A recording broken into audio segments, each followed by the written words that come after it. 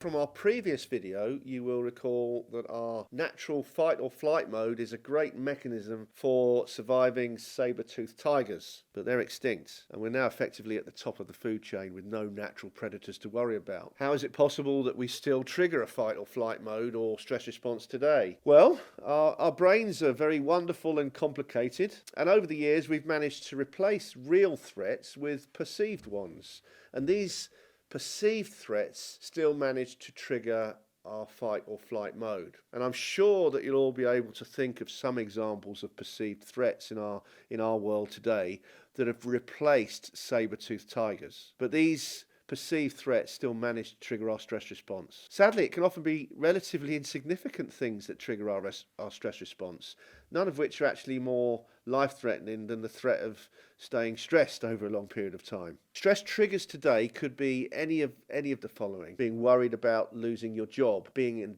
in a difficult or toxic relationship, the anxiety that we might have from an overload of having access to negative social media. There's literally so many different things that can switch our stress response on. And the key is to identify the signs that we are in when we're in fight or flight mode, and then know what to do to switch it off. So again, just a quick recap. We know why we get stressed, fight or flight mode. We all have different triggers today, now that there are no saber-toothed tigers to worry about. And we've replaced these real-life threats with fake ones. We know the physical symptoms of stress, and so we sense these. We know when we are in stress mode. So the next step has got to be to figure out what to do to manage stress and to switch off our fight or flight mode.